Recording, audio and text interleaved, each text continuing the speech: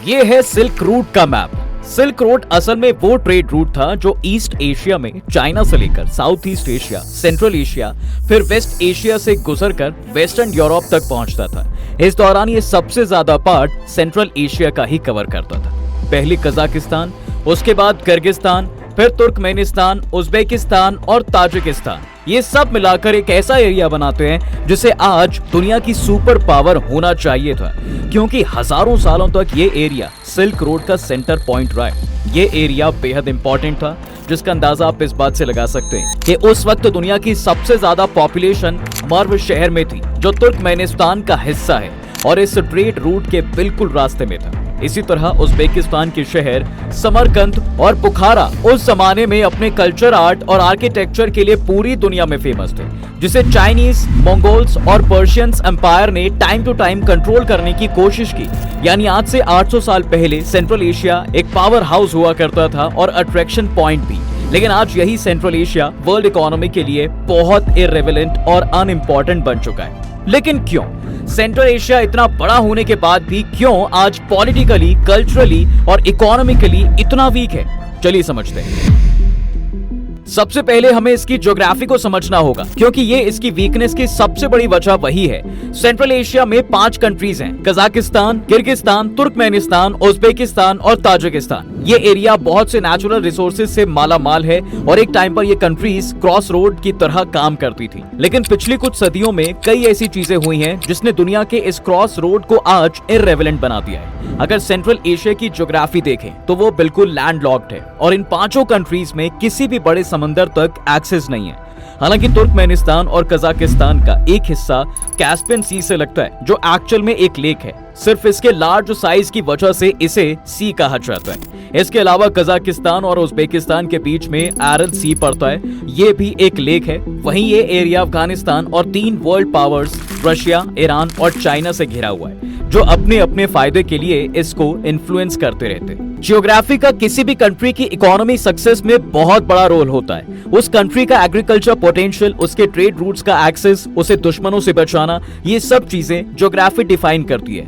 अगर हम central Asia की बात करें तो इसका तकरीबन 60% एरिया डेजर्ट है। तुर्कमेनिस्तान के 70% एरिया पर काराकुम डेजर्ट है, उसकी महज 20% जमीन ही खेती करने लायक है। इसी तरह वेस्टर्न उज्बेकिस्तान में भी पूरा डेजर्ट है। इसलिए ये दोनों कंट्रीज अपने पड़ोसियों, स्पेशली कजाकिस्तान के कंपैरेटिव करीब हैं, क्योंकि कजाकिस्तान की नॉर्दर्न साइड एग्रीकल्चर के लिए बहुत फर्टाइल है, जहां पर गेहूं की खेती की जाती है, जो सारी सेंट्रल एशियन कंट्रीज को एक्सपोर्ट किए जाते हैं। हालांकि कजाकिस्तान की भी साउदर्न और वेस्टर्न साइड खुशक और इनफर्टाइल है। वहीं अब सेंट्रल एशिया की ज्यादातर पॉपुलेशन इधर साउथ ईस्ट में रहती है, क्योंकि यहाँ से 2 एरियाज गुजरते हैं। एक है अमू दरिया और दूसरा है सिर दरिया, और ये दोनों दरिया उज्बेकिस्तान और कजाकिस्तान बॉर्डर पर मौजूद एरोल सी में भी जाकर गिरते हैं। अब आप सोच रहे होंगे कि इन दोनों रिवर्स के आसपास की जमीन एग्रीकल्चर के लिए सूटेबल होगी, लेकिन अनफॉर्चुनेटली ऐसा बिल्कुल नहीं है। असल में सेंट्रल एशिया के साउथ और ईस्ट में एटना माउंटेन रेंज है, जो चाइना से लेकर मंगोलिया, सेंट्रल एशिया और रशिया तक जाती है, और इस माउंटेन रेंज की वजह से इस सारे एरिया में कहीं भी फ्लैट जमीन नहीं है। दूसरा, यहाँ लोगों की भरमार है, यानी क्रॉप उगाने के लिए यहाँ ना तो खाली है और ना ही फ्लैट। तो अगर देखा जाए तो सेंट्रल एशिया की सिर्फ 20 से 25% जमीन ही एग्रीकल्चर के लायक है, और इसलिए कजाकिस्तान, वेस्टर्न उज्बेकिस्तान और तुर्कमेनिस्तान के इन सारे एरिया पर कोई नहीं रहता। यही वजह है कि आज भी सेंट्रल एशिया की 50% पॉपुलेशन रूरल एरियाज में ही रहती है। वो बाकी दुनिया से कट ऑफ है। वो बस अपनी जमीनों पर जानवर चराते हैं और उन्हीं का दूध पीकर और गोश्त खाकर गुजारा करते हैं। वहीं इसके थोड़े ही ऊपर रशिया और यूक्रेन है, जिनकी तकरीबन 60 से 80% जमीन एग्रीकल्चर के लिए फर्टाइल है। हालांकि चीन के पास 10 से 15% जमीन ही एग्रीकल्चर के लिए लायक है। लेकिन राहत की बात यह है कि चीन में प्रति एकड़ पैदावार दूसरे देशों के कंपैरिजन में ज्यादा है। हालांकि उसे इतनी बड़ी आबादी का पेट भरने के लिए हर साल $105 बिलियन का अनाज इंपोर्ट करना पड़ता है। ये वर्ल्ड की 2nd लार्जेस्ट इकोनॉमी है, तो इसे इंपोर्ट करने में दिक्कत नहीं होती। सभी कंट्रीज चीन के ट्रेड पर डिपेंड हैं, यहाँ इन्वेस्टमेंट की भरमार है, लेकिन सेंट्रल एशिया के साथ ऐसा नहीं है। लेकिन अगर आप सेंट्रल एशिया का मैप देखेंगे तो वहां वेस्टर्न बॉर्डर पर अरॉल सी, तो आप सोच रहे होंगे कि सेंट्रल एशियन कंट्रीज इससे फायदे क्यों नहीं उठाती, क्यों वो इसका यूज करके खेती नहीं करते। इसका जवाब जानने के लिए हमें हिस्ट्री में जाना होगा। एक्चुअली आज सेंट्रल एशिया में जितने भी लोग रहते हैं वो असल में तुर्क हैं, जो आज से करीबन 4000 साल पहले सिबेरियन, नॉर्दर्न चाइना और ईस्ट एशिया से माइग्रेट करके इधर आ गए थे। 6th सेंचुरी एडी के अराउंड इन लोगों ने यहाँ पर अपनी एम्पायर खड़ा कर दिया, जो ब्लैक सी से लेकर मंगोलिया तक फैला हुआ है। फिर 7th और 8th सेंचुरी में अमू दरिया से लेकर सिर दरिया का ये सारा एरिया मुस्लिम्स के कंट्रोल में चला गया। ये वही एरियाज हैं जिन्हें आज उज्बेकिस्तान, ताजिकिस्तान और कजाकिस्तान कहा जाता है। फिर 13th और 14th सेंचुरी में मंगोल्स ने इन सारे एरिया पर कब्जा कर लिया और इसके बाद बहुत सालों तक सेंट्रल एशिया मंगोल्स के कंट्रोल में रहा। 16th सेंचुरी में जब मंगोल्स की पकड़ कमजोर हुई तो रशियन और चाइनीज एम्पायर के बीच इस एरिया का कंट्रोल लेने की कोशिश शुरू हो गई और फिर फाइनली 1917 में सोवियत यूनियन ने इस सारे एरिया को अपने कंट्रोल में ले लिया। सोवियत यूनियन ने सबसे पहला काम यह किया कि यहाँ पर रहने वाले 5 बड़े ethnic groups Kazakh, Tajik, Turkmen, Uzbek और किर्गिज को कंट्रीज में डिवाइड कर दिया। अब इस चीज से पता चलता है कि सोवियत यूनियन को ग्राउंड रियलिटीज की कितनी अवेयरनेस थी कि उसने हर एरिया में जो भी ग्रुप मेजॉरिटी में था उसे एक कंट्री बना दिया। अमेरिका का अफगानिस्तान में सबसे बड़ा ब्लंडर यही था कि वो वहां की एथनिक रियलिटी से अवेयर नहीं था। इसलिए 2001 में जब उसने अफगानिस्तान पर अटैक किया तो उस वक्त अफगानिस्तान में तालिबान की सरकार थी। तालिबान सरकार को उखेड़ फेंकने के बाद अमेरिका ने अफगानिस्तान का कंट्रोल ताजिक लोगों को दे दिया। बड़ी बात यह थी कि ताजिक लोगों की पॉपुलेशन अफगानियों के कंपैरिजन में महज 30% है और वो ज्यादातर दरी लैंग्वेज बोलते हैं, जबकि अफगानिस्तान में 50% लोग पश्तून लैंग्वेज का यूज करते हैं। इसका नतीजा ये हुआ कि अफगानिस्तान की गवर्नमेंट अफगानिस्तान के लोगों पर अपना कंट्रोल नहीं रख सकी और अमेरिका के अफगानिस्तान से जाने के सिर्फ 1 महीने बाद ही तालिबान ने अफगानिस्तान को वापस अपने कंट्रोल में ले लिया। सोवियत ने सेंट्रल एशिया में इस बात का खास ख्याल रखा। अब सोवियत ने इस एरिया को डिवाइड कर दिया है और यहाँ पर डेवलपमेंट भी शुरू की, लेकिन कम्युनिस्ट आइडियोलॉजी की वजह से उसका यहाँ के लोगों से क्लैश होना शुरू हो गया, क्योंकि यहाँ पर मेजॉरिटी पॉपुलेशन मुस्लिम थी और जो कम्युनिस्ट थे वो रिलीजियस आइडियोलॉजी के बहुत अगेंस्ट थे। इसलिए उन्होंने सेंट्रल एशिया में मस्जिदों और चर्चों पर ताले जड़ दिए। इस वजह से सोवियत और वहां के लोगों के बीच के क्लैशेस बढ़ गए। इसका नतीजा ये निकला कि बहुत से central Asians Afghanistan, middle east और इंडियन सब कॉन्टिनेंट की तरफ माइग्रेट कर गए।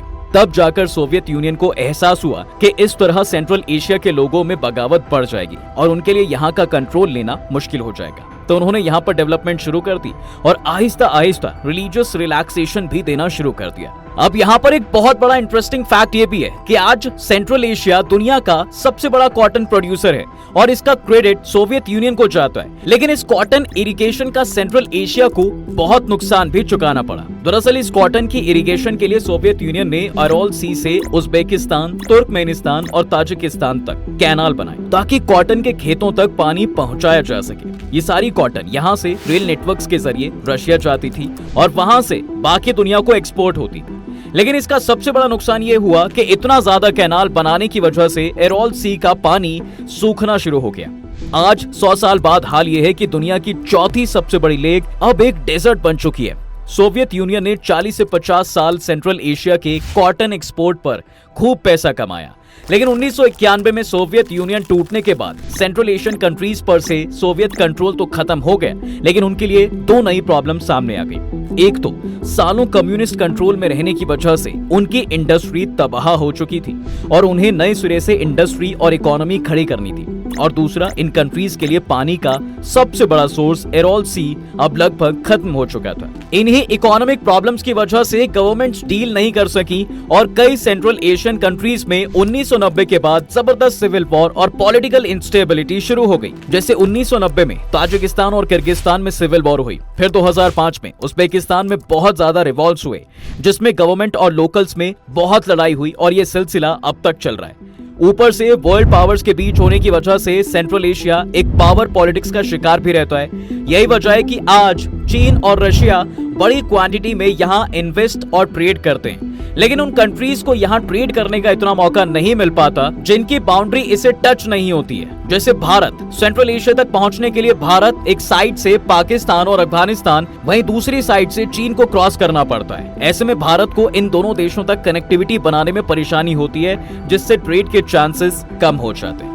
वहीं इस एरिया में कोई बड़ा समुद्र ना होने की वजह से भी ट्रेड में कई दिक्कतें आती हैं। इसके अलावा आज सेंट्रल एशिया की 80% नेचुरल गैस चाइना और रशिया को जाती है, जिन्होंने ये गैस पाइपलाइंस खुद डेवलप भी की हैं। इसलिए वो इन कंट्रीज से बहुत कम कीमत पर ये गैस खरीदते हैं और रशिया यूक्रेन वॉर के बाद तो चाइना और इंडिया मेनली रशिया से गैस इंपोर्ट कर रहे हैं, जिसकी वजह से सेंट्रल एशिया की नेचुरल गैस की डिमांड और ज्यादा गिर गई। यानी all in all central Asia अपनी जियोग्राफी, हिस्ट्री और करंट जियोपॉलिटिकल डायनेमिक्स की वजह से सिर्फ एक पपेट बन चुका है, जिसे वर्ल्ड पावर्स अपने फायदे के लिए यूज करती हैं और फिर अपना मतलब पूरा होने पर फेंक देती है। हो सकता है कि आने वाले टाइम में अगर रशिया और चाइना वर्ल्ड पावर्स के तौर पर उभरते हैं तो शायद ये सिल्क रोड फिर से इंपॉर्टेंट हो जाए और एक बार फिर सेंट्रल एशिया ट्रेड और कल्चर का हब बन जाए। लेकिन फिलहाल एटलीस्ट अगले 10 सालों से पहले ऐसा कुछ होता नजर नहीं आता। किसी भी कंट्री की ज्योग्राफी उसकी इकोनॉमिक सक्सेस में 50% से ज्यादा रोल प्ले करती है। जैसे अमेरिका की ज्योग्राफी ने